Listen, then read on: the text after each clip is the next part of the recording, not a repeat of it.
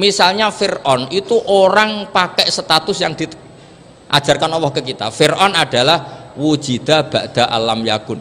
Fir'aun adalah makhluk yang sekarang ada, tapi dulu-dulunya tidak ada. Padahal sebelum ada Fir'aun sudah ada bumi, ada langit, ada matahari. Sebelum ada Yesus, ada Isa, sudah ada bumi, ada matahari. Artinya apa? Zaman langit bumi ada, penyebabnya Isa apa enggak? Enggak kan? Karena dia ada setelah adanya langit dan bumi. Fir'aun juga gitu, Yesus juga gitu, semuanya begitu. Makanya Allah mengajari kita apa? Hal ata alal insani hinum minad dahri lam yakun syai'am madhkura. Katakan manusia itu siapa? Manusia adalah makhluk wujud yang dulu tidak ada. Sekarang banyak enggak orang yang sudah kaya sebelum Pak Jokowi jadi presiden, sebelum Pak SBY jadi presiden, sebelum Pak Karno jadi presiden? Banyak enggak yang sudah kaya sebelum? Banyak kan? Artinya yang mengkayakan itu presiden Pak Allah. Sekarang kamu miskin, kamu nggak bisa nyalahkan Pak Jokowi. Sebelum Pak Jokowi presiden kamu sudah miskin. Ya, artinya yang memiskinkan itu presiden apa takdir? Takdir. Makanya wa anna ila rabbikal muntaha wa annahu adhaka wa abka wa annahu amata wa ahya wa annahu khalaqaz zawjaini dzakara wal unsa. Jadi kita miskin ya karena kehendak Allah, kita kaya kan semua itu karena Allah. Tapi kita terjebak hukum modern, nak presiden iki sejahtera, nak iki ora. Ya mungkin secara bahasa syariat mungkin ada benarnya, tapi kita ini kan dilatih ilmu hakikat. Tak ulang malam 13 Dzulhijjah masuk ilmu cek syariat tok. Oh gak pinter-pinter banget cek gobloke kan gitu. Daftar wali kok ilmune ngono iku ora iso. Ini penting saya utarakan. Jadi saya ulang lagi. Makanya di Quran itu ilmu tertinggi diantaranya menurut orang tasawuf qulillah tsumma dzarhum fi khaudihim yalabun. Saya itu gak pernah loh takut mati meskipun saya masih muda, karena saya bayangkan mati itu ya baik-baik saja. Ketika saya hidup ya gak tahu cara ngelola nyawa saya, kenapa kok gak pergi? Kamu tahu caranya ngelola nyawa kamu, kok gak mati sekarang? Gak tahu kan? Tahu-tahu masih hidup kan? Tahu-tahu diutang semacam-macam lah. Sebetulnya kita zaman hidup pun gak tahu cara ngelola nyawa kita, cara kerja jantung kita, cara kerja paru-paru kita. Nanti setelah kita mati pun tidak tahu caranya hidup ketika kita. Tapi anehnya kita, mosok manusia sudah dilemah iso hidup lagi. Memangnya kita sekarang bisa hidup karena kita tahu-tahu ya hidup. Ditakdir anak yang melarat, pesek, elek.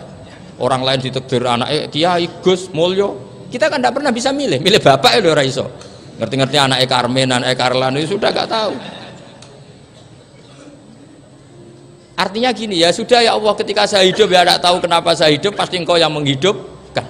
Ketika saya mati juga gak tahu kenapa saya mati, pasti engkau yang menghidupkan dan mematikan. Maka saya akan baik-baik saja di akhirat, karena ketika di dunia Tuhannya yang engkau, ketika di akhirat Tuhannya, dan sifat engkau tidak akan rubah, tetap arhamur rahimin. Makanya dulu wali-wali itu kalau mau mati ya santai aja. Sayyid Umar bin Abdul Aziz itu ulama-ulama dulu, kalau mau meninggal itu kalau keluarganya nangis marah besar. Memangnya mau kemana kamu nangisin saya? Lah kamu kan mau mati. Memangnya mau kemana kalau mati? Ya kembali ke Allah. Ya susahnya apa? Di dunia ya milik Allah, di akhirat milik Allah. Inna sholati wa nusuki wa mahyaya wa mamati lillahi rabbil. Yang aneh sampai harus melarat orang wani mati. Wah, aneh tenan. Ya karena sampean tahu mungkin di akhirat lebih miskin lagi kan. Itu repot nah terus.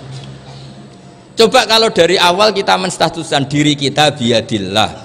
Inna sholati wa nusuki wa mahyaya wa mamati. Tapi kamu salah status, mengatakan kehidupan adalah momen untuk mencari kesejahteraan, kehidupan adalah momen untuk cari karir. Kamu mensifati kehidupan secara salah, jika kamu terjebak nyari karir, nyari kaya.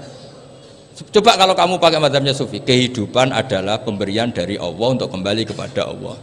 Kematian ya seperti itu. Akhirnya ya santai saja. Inna sholati wa nusuki wa mahyaya wa mamati lillahi rabbil alamin. Istri juga gitu. Saya itu tidak sombong, saya itu mulai nikah sampai sekarang itu hampir gak pernah tukaran sama istri. Sama istri saya itu sering bilang gini, Gus kali-kali kalau saya ngamuk itu diwales, dilawan, supaya saya punya musuh katanya. Betul ya? Ya saya bilang gini, Allah itu maha baik sama saya. Ketika harmonis, ganjaran saya ya lewat harmonis itu, sehingga saya ngasih uang menyenangkan Anda. Ketika Anda marah, ganjaran saya lewat sabar. Ya sudah, itu semuanya baik. Kalau kamu marah, saya tidak dapat pahala. Makanya kalau kamu marah tak dengerin. Ini cara Allah membuat pahala tanpa bayar kata saya. Justru kalau pas rukun itu untuk dapat pahala harus nyervis, jajakno, nukokno kelambi mahal katanya. Boros itu pahala yang boros katanya. Tapi kalau kamu marah ini pahala paling murah, nggak usah biaya, dapat apa? Pahala, cukup sabar. Lu itu kalau terlatih lama-lama dapat ya biasa saja. Ulama dulu seperti itu semua. Imam Syafi'i itu pernah ada orang baik sekali sama beliau, orangnya itu munafik padahal. Tapi kalau setelah keluar dari Imam Syafi'i dia memaki-maki Imam Syafi'i. Suatu saat beliau dikasih tahu orang yang tadi muji-muji jenengan itu di luar maki-maki jenengan. Imam Syafi'i itu guyu sebenarnya bukan alhamdulillah.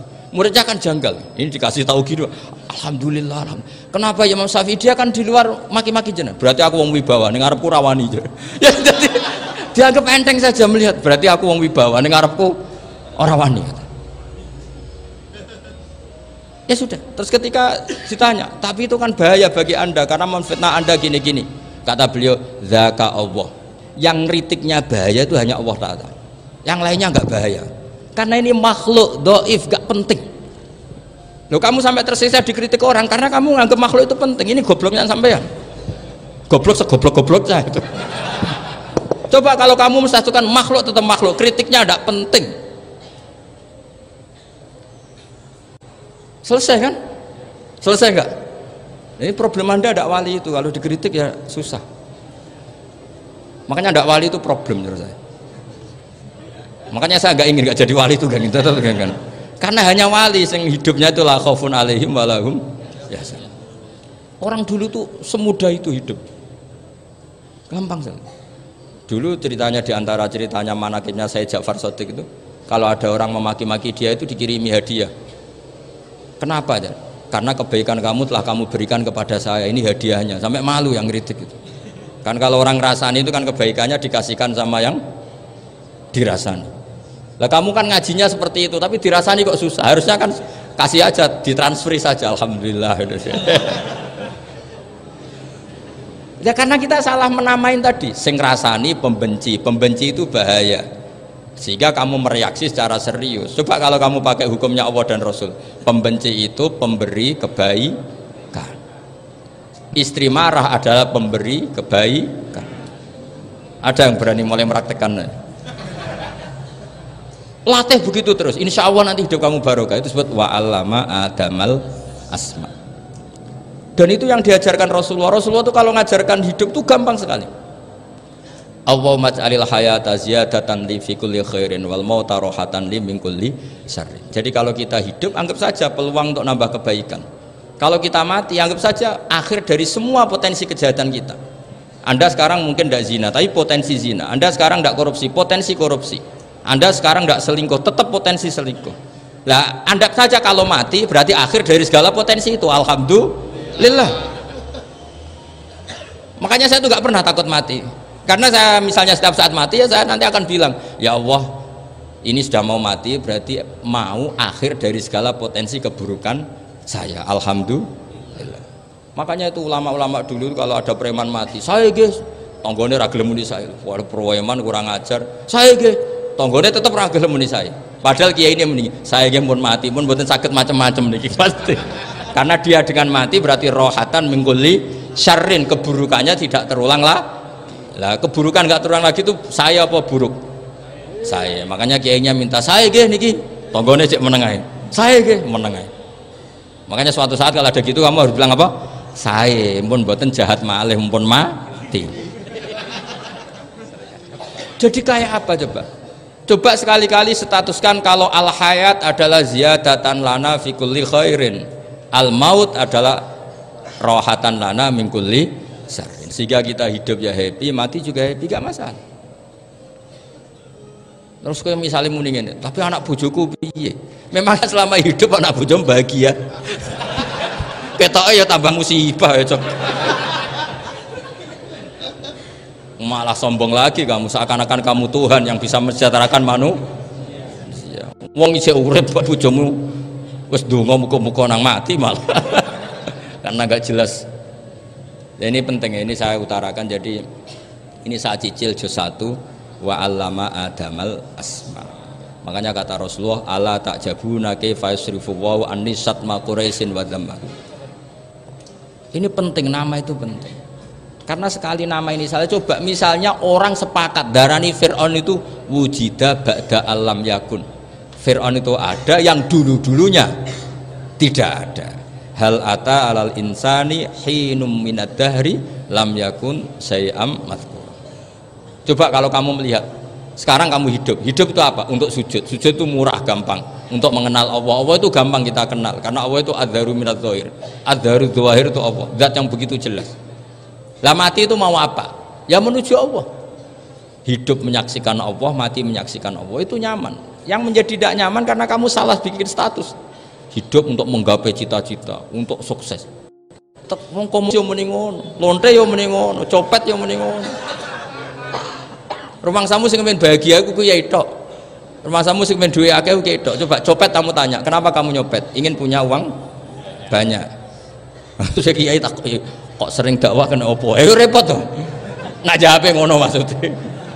Tapi nak jawabe dakwah nyebarno Islam, aku ora dibayar apa-apa. Waras berarti, napa? Ini penting saya utarakan, makanya saya itu mau ngajar itu diantaranya itu. Al ismu ya dulu ala musamma. Maka itu hebatnya Quran. Quran itu ketika menjamakkan kata ilah itu diulang. Qul law kana ma'ahu alihatun kama yaqulun, kata Allah. Karena lafadz ilah itu nggak boleh dijamakkan. Itu jamak kriminal ya. Loh kok tidak kriminal gimana coba? Kalau Zaidun itu satu, boleh nggak kamu mengatakan ja'a Zaidani? Nggak boleh kan? Kalau Zaidun satu, boleh nggak kamu mengatakan ja'a Zaiduna? Nggak boleh kan? Sama ilah itu satu apa dua? Satu. Boleh nggak kamu katakan ilahani, dua Tuhan? Nggak boleh. Makanya Allah kalau mengatakan alihah itu qul law kana ma'ahu alihah, andekan. Lau itu andekan. Itu aja masih ditututi kama yaqulun, sebagaimana mereka katakan. Karena lafadz ilah itu tidak pernah punya jamak alihah. Makanya Allah mengatakan qul law kana ma'ahu alihah, masih ditambahi kama yaqulun, tapi itu kata mereka, kira-kira gitu. Maka kenangan saya sama Mbah Turehan, saya ini masih pernah cucu sama Mbah Turehan karena saya mbah saya kandung namanya Fatimah, itu abahnya itu orang sini, Fakhriyas itu. Ibunya itu orang Kudus, makanya saya ini ya turunan Kudus, turunan Tasem. Itu kalau Mbah Turehan, kalau hari kematian Yesus itu kan ditulis hari wafatnya Yesus. Mbah Turehan kan tentu meyakini Yesus itu Isa itu tidak mati tapi makanya di kalender Kudus sampai lihat itu kan matinya Sibah Isa kan ada dalam kurung Sibah Isa, jadi yang mati itu Sibah Isa. Karena kalau yang mati Isa kan menyalahi Quran, wa ma qataluhu wa ma sholabuhu walakin subyalah, maka ditulis kematian Sibah Isa. Hanya Almanak Kudus, yang lainnya enggak karena sudah ikut bahasa nasional. Saya pernah agak bantah dulu, saya masih muda. Mbok ditulis gini saja, kematian Yesus dalam kurung katanya. Jadi ono karena saya ini teori Quran itu kalau ada bahasa salah itu diulang. Qul law kana ma'ahu alihatun kama yaqul. Karena nggak benar, jamak alihah itu tidak benar. Bagaimana mungkin sesuatu yang satu dijamakkan? Coba kamu bisa mengatakan Zaiduna karena zaitnya banyak. Kamu punya tamu rojulun, kalau orang banyak rijalun. Kamu melihat satu masjid, masjidun, kalau masjid banyak masajid. Masalahnya Tuhan itu tidak pernah banyak, mau satu. Makanya itu hebatnya kamus-kamus yang dikarang orang alim. Bahas tasniahnya ilahun itu lam yujad katanya. Tapi wajaduhu wasamauhu. Tasniah ini nggak ada secara hakikat, tapi mereka ada yang menjamakkan, yaitu mereka-mereka yang salah. Makanya tadi dalam ilmu mantek kesalahan itu tidak pernah ada, yang ada adalah orang yang salah. Jadi kesalahan itu tidak pernah ada, yang ada adalah orang yang satu tambah satu pasti dua, nggak mungkin empat nggak ada, lima nggak ada, tapi orang jawab salah banyak. Nah, itu namanya ilmu ya. Makanya yang namanya ismu itu mesti ya dulu ala musamma. Andai kan orang mengatakan Lata Uzza ini batu yang dipahat oleh si A, dulu pesennya di Muntilan, batunya dari Mojokerto, dulu pas bikin tangannya protol terus disemen, dilakban. Bisa nggak jadi Tuhan kalau dengan status seperti itu? Fir'aun misalnya dulu nggak ada, lahir ngompolan, tahu retoreten, ciliknya malah tahu tipes, terus tua-tua jadi pangeran, aneh nggak sih? Jadi Jadi semua, makanya setiap kemusyrikan itu kata Allah in hiya illa asmaun samaitumuha antum wa abaukum ma anzalallahu biha min sultan.